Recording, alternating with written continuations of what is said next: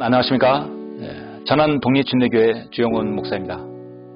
늘 강단에서만 여러분을 만났는데 이렇게 자연스러운 공간에서 여러분들을 뵙게 되어 반갑습니다. 여러분과 격이 없이 더 자주 만나보길 원합니다.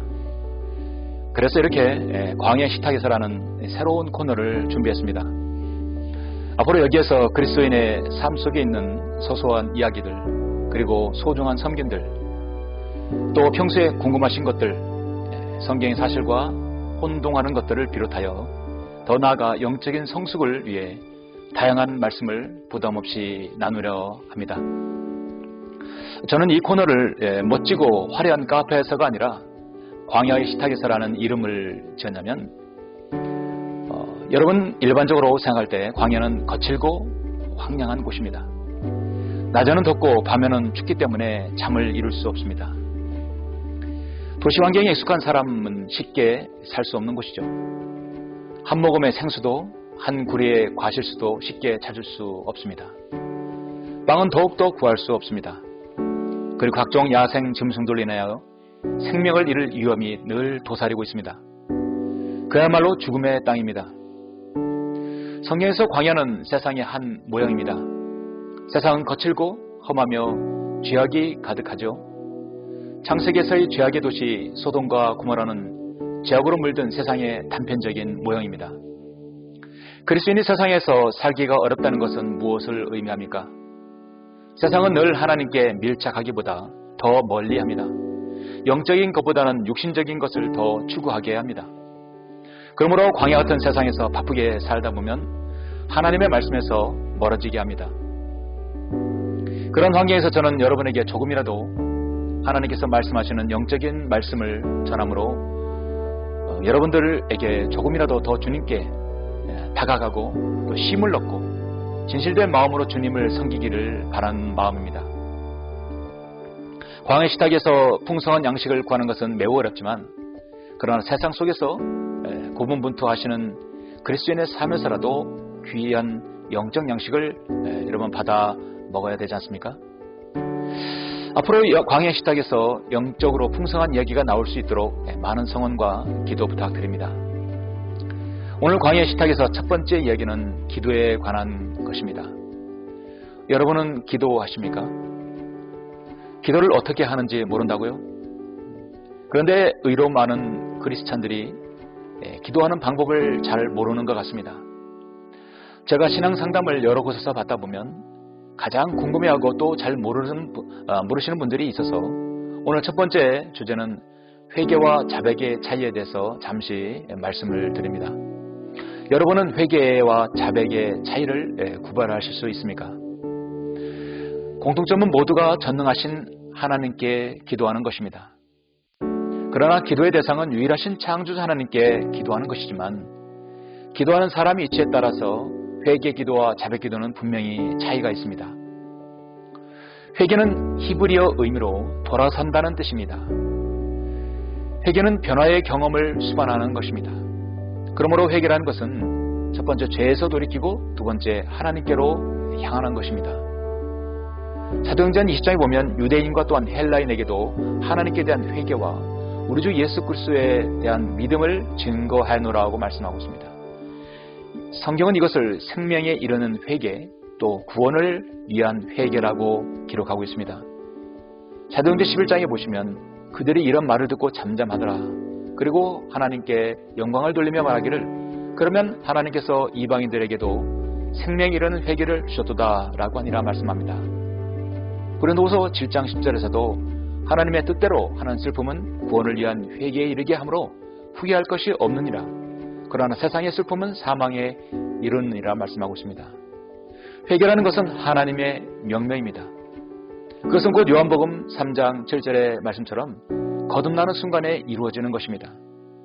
한 죄인이 하나님 말씀을 통하여 자신이 죄인임을 깨닫게 되고 죽으면 지옥에서 멸망할 수밖에 없는 사실을 알았으며, 예수 그리스도께서 우리의 죄 문제를 해결해 주시고 구원하시기 위하여 갈보리 십자가에서 보혈을 흘려 죽으시고 부활하신 사실을 마음에 믿고 예수님을 마음에 영접하는 순간이죠.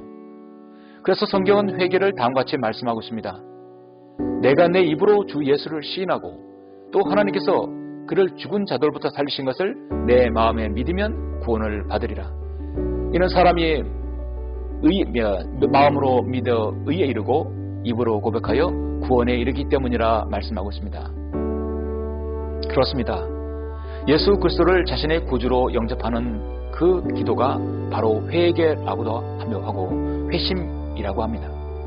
그래서 하나님께서는 이 무지의 때는 하나님께서 눈 감아주셨으나 이제는 어디에 살고 있는 어떤 사람에게도 회개하라고 명령하고 계십니다.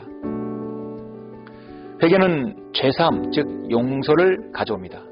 바로 죄 용서를 가져오는 것이죠.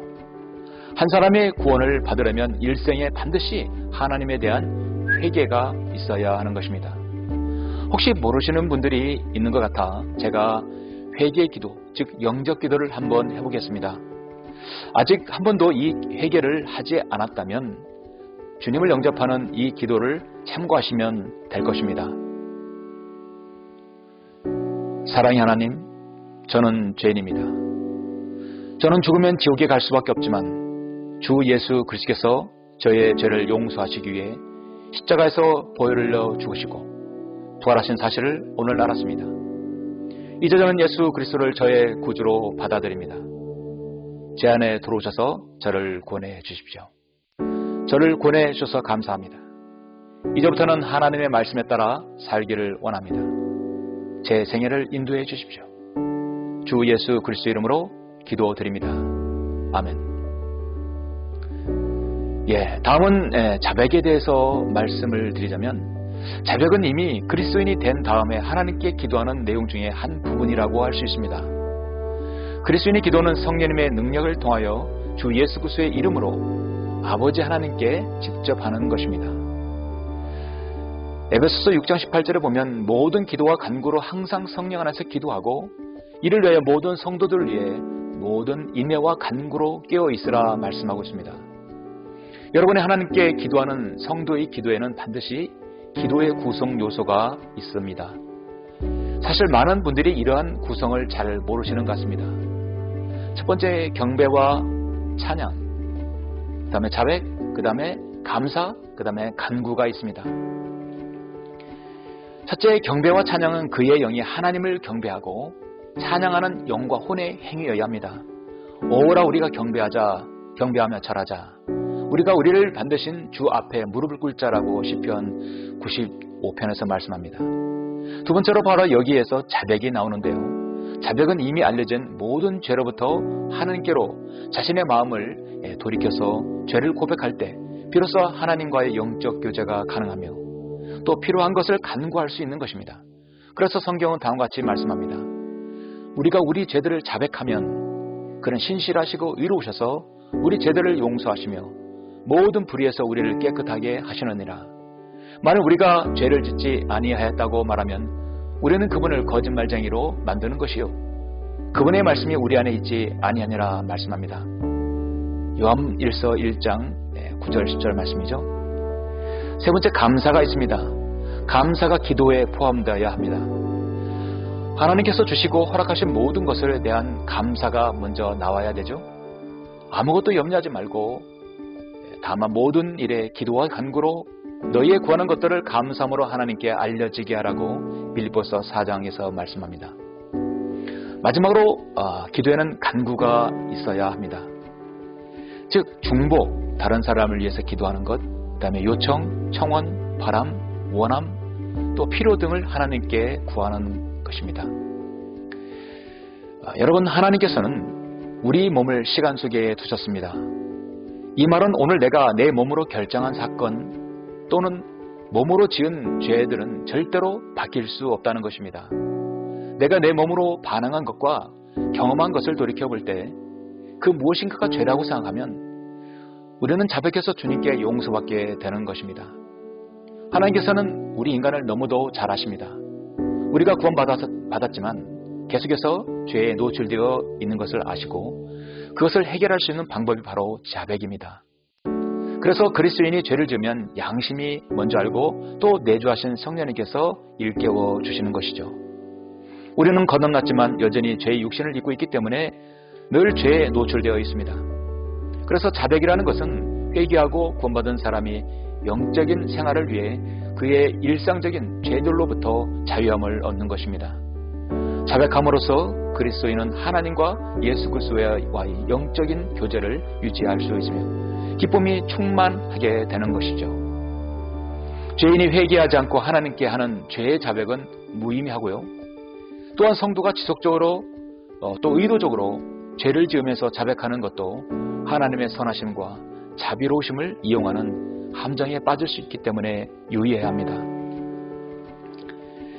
죄인이 회개하지 않는 것은 죄가 되는 것처럼 그리스도인이 매 순간마다 죄를 지었을 때 자백하지 않는 것도 죄가 됨을 알아야 합니다. 예수 그리스도께서는 2000년 전에 흘리신 그 보혈은 지금도 수천만의 사람들을 구원할 수 있고요. 또한 자신의 성도들의 자백까지도 용서하실 수 있는 놀라운 능력이 있습니다. 가령 내가 교회의 어떤 다른 지체와 교제 중에 문제가 생겼다고 가정합시다. 자, 자백에 들어간 기도도 한번 제가 시범이라고 해야 되나요? 간단하게 한다면 다음과 같겠습니다. 사랑과 은혜가 풍성하신 아버지 하나님, 저를 죄들 가운데서 구원해 주심을 감사합니다. 오늘 저는 교회 한 지체와 대화하다가 저도 모르게 옛 육신의 생각대로 상대에게 함부로 말하고 상처를 줬습니다. 이 시간 주님께 자백합니다. 주님께서 흘리신 보혈의 공로로 저를 용서하여 주십시오. 다시금 누구에게도 상처를 주지 않도록 저를 주님 말씀으로 인도하여 주시고 사랑으로 또 배려하는 마음으로 교제할 수 있도록 인도해 주십시오. 그 지체에게도 사과하겠습니다. 다시금 교제할 수 있도록 인도해 주십시오. 지금 저에게 평안을 주심을 감사드립니다. 주 예수 그리스도 이름으로 기도합니다. 아멘. 자, 여러분, 회개와 자백의 차이를 이제 좀 구별하시겠습니까? 철로 역정의 저자였던 존 버년을 아실 것입니다. 버년은 기도에 대해서 이렇게 말합니다. 끊임없이 기도하십시오. 왜냐하면 기도야말로 혼을 지키는 방패요, 하나님께 드리는 제물이며 사탄을 징벌하는 채찍이기 때문입니다. 기도는 사람으로 하여금 죄를 그만두게 만들고 죄는 사람으로 하여금 기도를 그만두게 합니다. 여러분, 이 거칠고 험한 광야 같은 세상에서 여러분이 가장 참된 안식과 쉼의 시간은 어디에 있을까요? 바로 주님을 만나는 일부터 시작합니다. 기도는 하나님을 만나고 대면하는 것입니다. 지금 여러분에게 회개가 필요합니까? 아니면 자백이 필요합니까? 회개는 죄인에게 있어서 유일한 방법이며 자백은 성도에게 있어서 참 평안과 자유의 시작입니다.